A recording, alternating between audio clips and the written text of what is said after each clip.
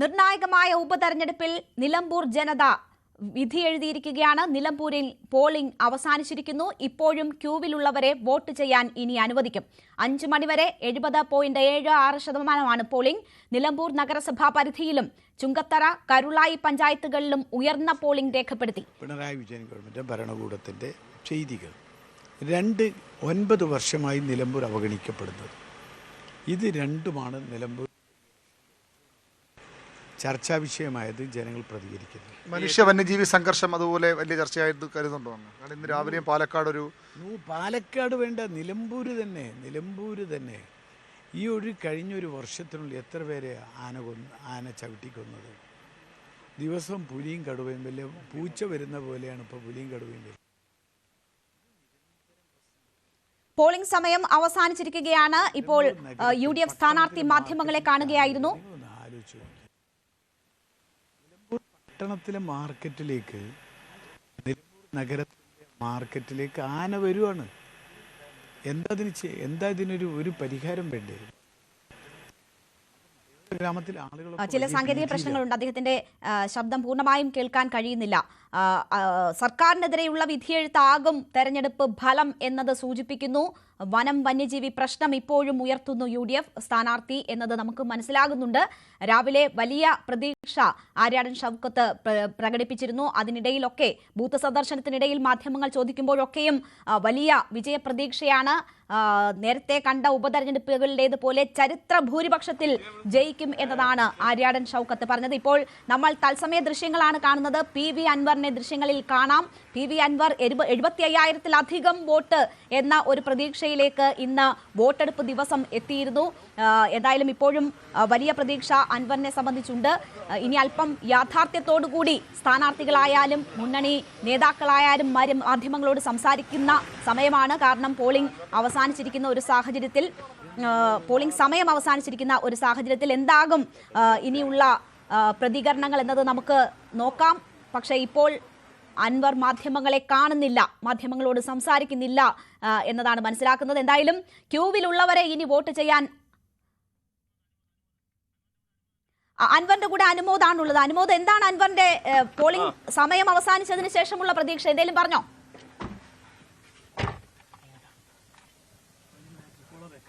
രേണുക, അൻവർ അടുത്ത സ്ഥലത്ത് ചുങ്കത്തറയിൽ നിന്നും മാധ്യമങ്ങളെ കാണാമെന്നാണ് അറിയിച്ചിട്ടുള്ളത്. അവിടേക്ക് ഇപ്പോൾ അൻവർ യാത്ര തിരിച്ചിട്ടുണ്ട്. അവിടെ വെച്ച് പോളിംഗ് ശതമാനങ്ങളുടെ എല്ലാം കണക്ക് നോക്കി പ്രതികരിക്കാമെന്നാണ് പറഞ്ഞിട്ടുള്ളത്. അപ്പോൾ അദ്ദേഹത്തെ പിന്തുടരുകയാണ് രേണുക. ശരി, എന്തായാലും അൻവർ അല്പസമയത്തിനകം തന്നെ മാധ്യമങ്ങളെ കാണും എന്നതാണ് പറയുന്നത്. ഈ തെരഞ്ഞെടുപ്പിലേക്ക് നയിച്ച വ്യക്തി PV അൻവറിന്റെ പ്രതികരണം ഉടൻ തന്നെ ലഭ്യമാകും. എന്തായാലും പോളിംഗ് സമയം അവസാനിച്ചിരിക്കുകയാണ്. 6 മണിവരെ 70%-ലധികം വോട്ട് രേഖപ്പെടുത്തിയിട്ടുണ്ട്.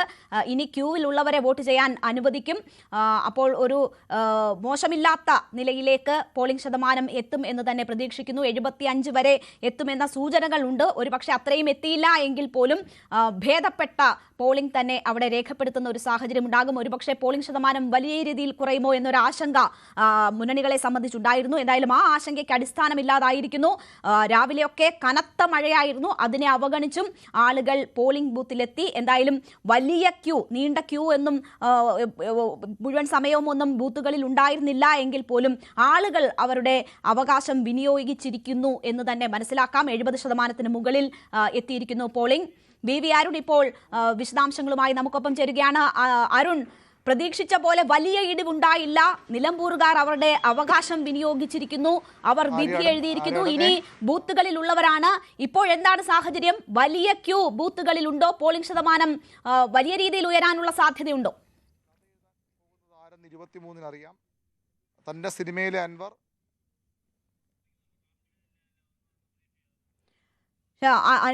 അരുണിലേക്ക് വരാം. അരുണും അനുമോദും ഒക്കെയുണ്ട്.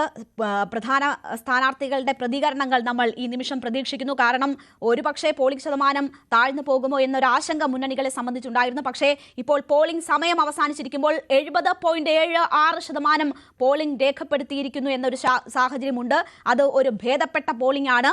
ഇനിയും അവസാന ഫലം വരുമ്പോൾ, ഈ പോളിംഗ് ശതമാനം സംബന്ധിച്ചുള്ള അവസാന നില എത്തുമ്പോൾ അത് കൂടുതൽ മെച്ചപ്പെടാനുള്ള സാഹചര്യങ്ങൾ നിൽക്കുന്നു. അതുകൊണ്ട് തന്നെ ഈ ഘട്ടത്തിൽ എന്താണ് സ്ഥാനാർത്ഥികൾക്ക് പറയാനുള്ളത്, മുന്നണി നേതാക്കൾക്ക് പറയാനുള്ളത് എന്നത് നമുക്കറിയണം. അനുമോദ് വീണ്ടും ചേരുകയാണ്. വി അരുൺ വീണ്ടും ചേരുകയാണ്. അരുൺ, പോളിംഗ് സമയം അവസാനിച്ചിരിക്കുന്നു. ഇപ്പോൾ ബൂത്തുകളിൽ കാണാൻ കഴിയുന്നത് എന്താണ്? അരുൺ, എവിടെയാണ് ഉള്ളത് ഇപ്പോൾ? നീണ്ട ക്യൂ ഉണ്ടോ? ഈ പോളിംഗ് ശതമാനം വലിയ രീതിയിൽ ഉയരാനുള്ള ഒരു സാഹചര്യം നിലമ്പൂരിലുണ്ടോ?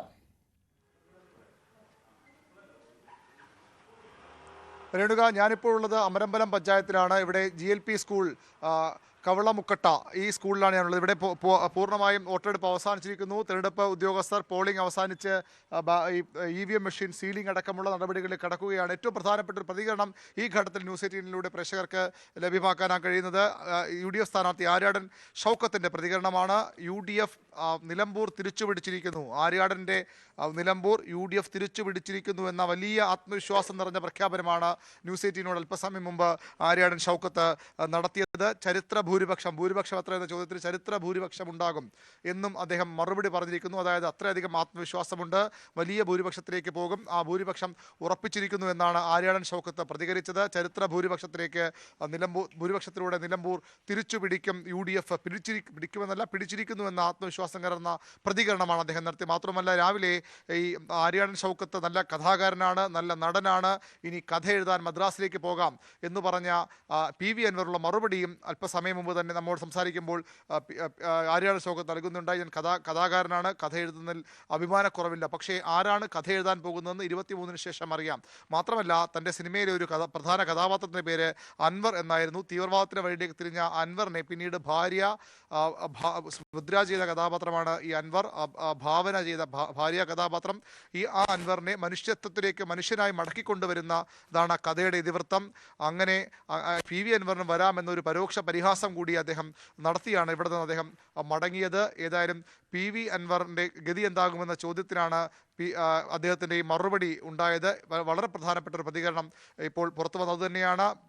നിലമ്പൂർ UDF തിരിച്ചു പിടിച്ചിരിക്കുന്നു എന്ന ആത്മവിശ്വാസം കലർന്ന, ഒരുപക്ഷേ ഈ വോട്ടെടുപ്പ് അവസാനിച്ച ഉടൻ അത്ര പെട്ടെന്നൊന്നും ഒരു സ്ഥാനാർത്ഥിയും ആ രീതിയിലുള്ള ഒരു പ്രതികരണത്തിന് ധൈര്യപ്പെടില്ല. അത്രയധികം ആത്മവിശ്വാസം UDF സ്ഥാനാർത്ഥിക്കുണ്ട് എന്ന് വേണം ഇതിലൂടെ മനസ്സിലാക്കാൻ. ഇനി ജനമാണ് പറയേണ്ടത്. ഇനി വോട്ട് എണ്ണുമ്പോൾ അറിയാം ഈ ആത്മവിശ്വാസം എത്രത്തോളം വോട്ടെടുപ്പ് തുടങ്ങുന്ന ആ മണിക്കൂറുകളിൽ വലിയ ആത്മവിശ്വാസം സ്ഥാനാർത്ഥികൾ പ്രകടിപ്പിച്ചിരുന്നു. വിജയപ്രതീക്ഷ തന്നെ എന്ന് സ്ഥാനാർത്ഥികൾ പറയുന്നത് നമ്മൾ കേട്ടതാണ്. ഇപ്പോൾ വോട്ടെടുപ്പ് അവസാനിച്ച ഘട്ടത്തിലും UDF സ്ഥാനാർത്ഥി വലിയ ആത്മവിശ്വാസം പ്രകടിപ്പിക്കുകയാണ്. ചരിത്ര ഭൂരിപക്ഷത്തോടെ നിലമ്പൂർ തിരിച്ചുപിടിക്കും എന്നത് ആര്യാടൻ ഷൗക്കത്ത് പറയുമ്പോൾ എന്താണ് M സ്വരാജിന്റെ പ്രതികരണം, LDF സ്ഥാനാർത്ഥിയുടെ പ്രതികരണം എന്നതുകൂടി നമുക്ക് അറിയണം.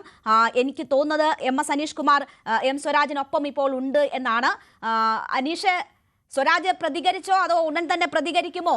എന്താണ് പോളിംഗ് ശതമാനം? ഏറ്റവും ഒടുവിലത്തത് പുറത്തു വരുന്നു. മോശമില്ലാത്ത പോളിംഗ് നിലമ്പൂരിൽ ഉണ്ട് എന്ന് മനസ്സിലാക്കുന്നു. ഈ ഘട്ടത്തിൽ LDFന്റെ പ്രതീക്ഷ എന്താണ്?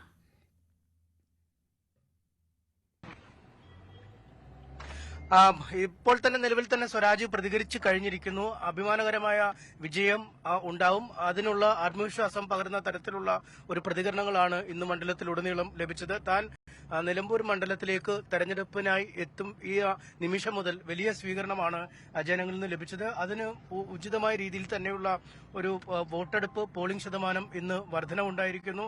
അത്